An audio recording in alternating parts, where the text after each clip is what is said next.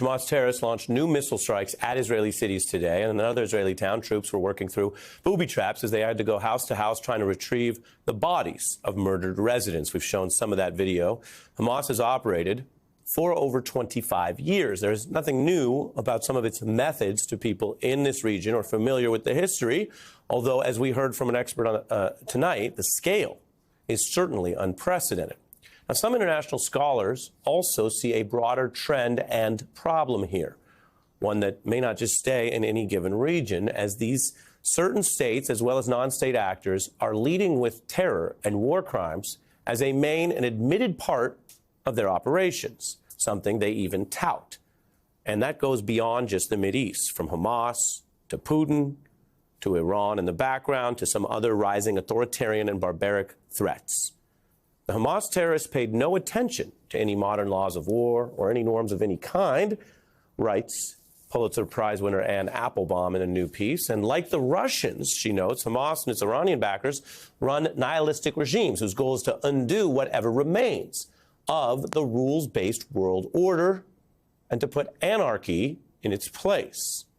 Applebaum arguing that these groups do not simply flout or break international law and human rights, that they are mainlining a new type of sustained attack, or you could call it a terror war, that can actually operate in the long haul through its operations, through its potential sympathizers and support, and through, of course, some of the rhetoric that it distributes, where people are saying, well, yes, and, or here's why that is somewhat understandable, that the sum totality is to try to disassemble what has been an incremental but positive set of steps towards global human rights, a regime that was constructed, we should remember, in response specifically to the horrors of World War II.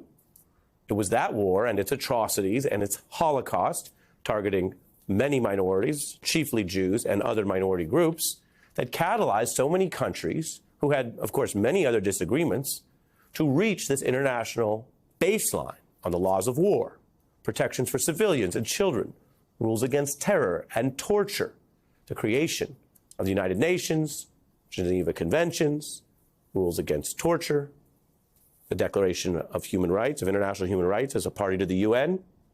All those things I just listed off didn't come out of the abstract. They came out of the horrors of World War II.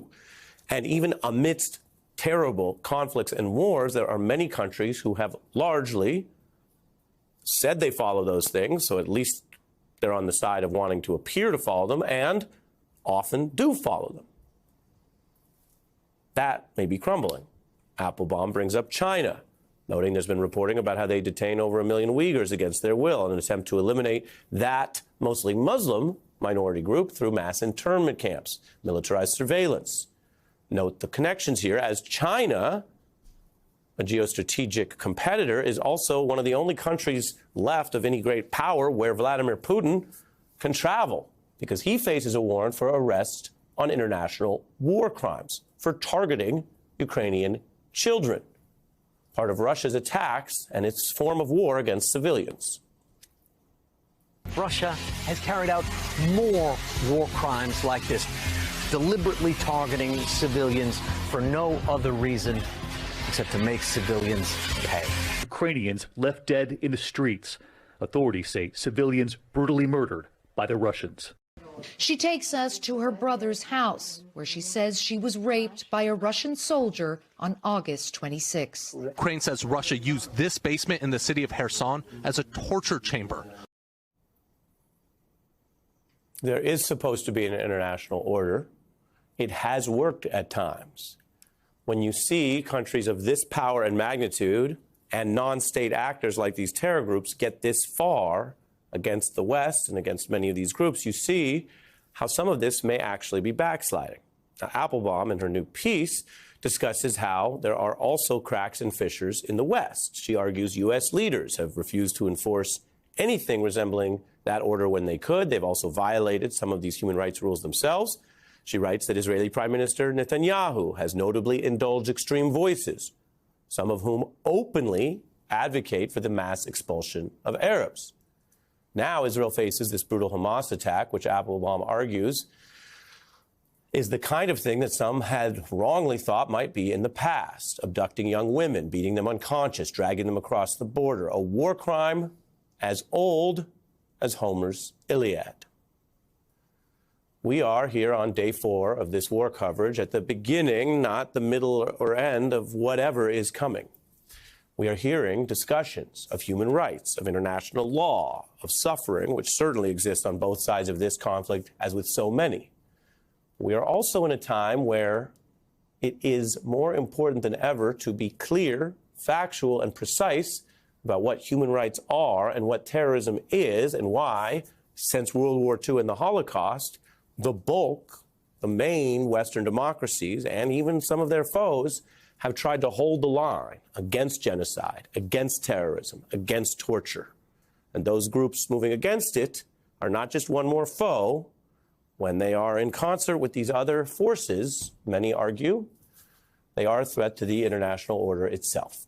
I'm joined now by Anne Applebaum, who writes for The Atlantic, a Pulitzer Prize winner, author of several books, including Twilight of Democracy, The Seductive Lure of Authoritarianism, and the piece we just quoted, There Are No Rules, a new essay in The Atlantic. Welcome. You write that there is something much broader going on here. What is it? I think we're seeing really the final deterioration of something that we used to call the rules-based world order, which was an aspirational set of ideas that were put into series of documents, the UN Charter, you listed some of them before, the Geneva Conventions, Universal Declaration of Human Rights, all ideas that were often honored in the breach, but were nevertheless honored. States could be made embarrassed if they didn't abide by them. They sought to abide by them when they could. They would sometimes, even the United States would sometimes punish its soldiers if they broke the laws of war. So did other countries. And we're now seeing really countries, not just small terrorist groups, but states like Russia and non-state actors like Hamas, which was actually backed by states and also had a kind of quasi-official role as the ruling party of Gaza.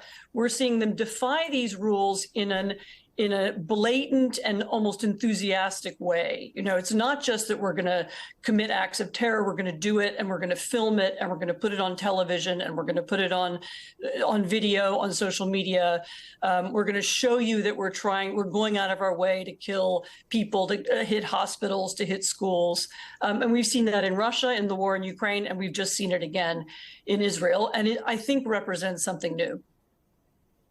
Yes, you write that Hamas, as you mentioned, had won an election. It has that territory, so to speak, but is fundamentally a non-state actor with funding from Qatar, with backing by Iran, and then some level of whatever you want to call it, quasi-normalization, minimization, whataboutism, where its tactics are also sometimes either minimized or rhetorically supported. What does that tell you about the decline of the rules-based order you mentioned? Because it's one thing to say that there are innocent people in Russia or in these territories, and many innocent people in these territories facing terrible conditions. And it's another thing for people even in the West to apparently minimize or seem to say that the tactics of terrorism, the barbarism of, for example, deliberately murdering children, is somehow on the table. I mean, look, the barbarism deliberately murdering children should be eliminated from any normal discourse, just like the Russian program of kidnapping thousands of Ukrainian children and taking them to Russia should also be considered such a heinous crime that that Vladimir Putin, shouldn't be, allowed to conduct normal diplomacy. And actually, we do have bodies that have made that declaration. So the International Criminal Court has found Putin guilty of kidnapping Ukrainian children, and he will have difficulty visiting some countries as a result, the countries that respect the rule of that court.